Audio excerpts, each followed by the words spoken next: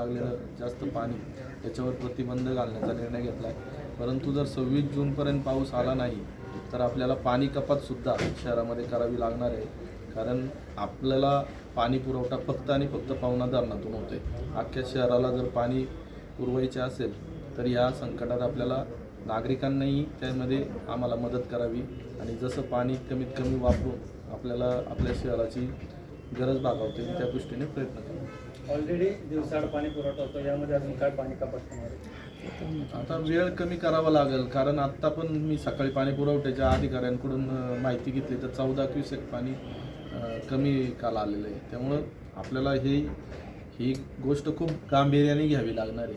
पवना धरण एकमेव सोर्स आहे आपला, त्यामुळे पवना धरणातच पाणी कमी आहे तर आपल्याला ते जपूनच वापरायचं. याचा गैरफायदा जे आहे टँकर माफिया त्यांच्यासाठी काय पाणी चोरी देखील होती. त्यांच्यावर कडक आता सगळ्यांवरच कडक निर्देश करावे लागतील.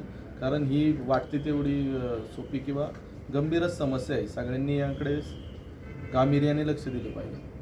या संकटाला महापालिकेने वेळेवर पाहिलं नाही का? कारण की नियोजन चुकलं असं म्हणताय का महापालिकेचं?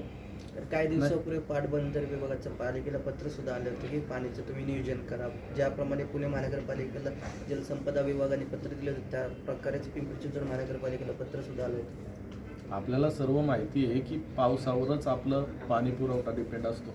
दरवर्षीप्रमाणे जून महिन्यात पाऊस येतो आणि पाणी साठा आपल्याला होत असतो. यावर्षी पाऊस न पडल्यामुळे हे संकट आलेलं आहे.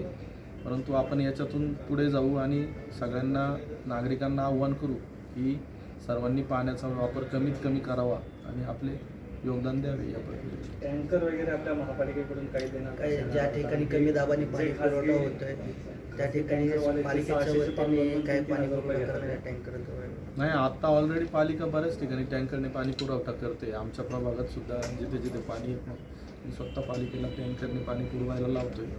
परंतु आपल्याला अशी आशा बाळगावी लागेल की लवकरात लवकर यामध्ये सुधारणा होईल.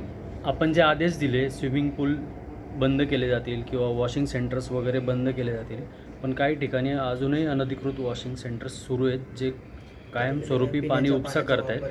त्यातून जमिनीखालचा पाणी पुरवठाही म्हणजे पाणी साठाही कमी होतोय. त्याच्यातून अजून अतिरिक्त ताण आपल्याकडे येऊ शकतो. तर त्याच्यावर आपण काय उपाययोजना करायला सांगा? आज सगळी माहिती घेतो आणि उद्या आयुक्त साहेबांना आम्ही पाणी या विषयावर परत एकदा सर्वांची सगळी माहिती घेऊन चर्चा करणार आहोत. महापौर साहेब, स्वीकृत नगर सदस्य निवडीचा जो प्रश्न आहे तो दप्तरी दाखल करण्यात झाली असल्याची माहिती. काय एकूणच वेळ का लागतो स्वीकृत नगर सदस्य निवडीसाठी?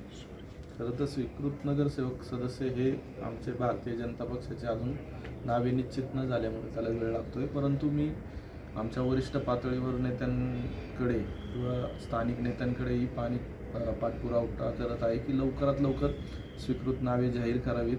परंतु हा दप्तरी दाखल किंवा मी फेरबदल करून तो प्रस्ताव पुन्हा पालिकेपुढे आणण्याचं निर्देश प्रशासनाला दिल्यात. त्यामुळे आमची नावे एकदा जाहीर झाली की मी तो विषय घेऊन ती संपूर्ण 10 नावे जाहीर करत.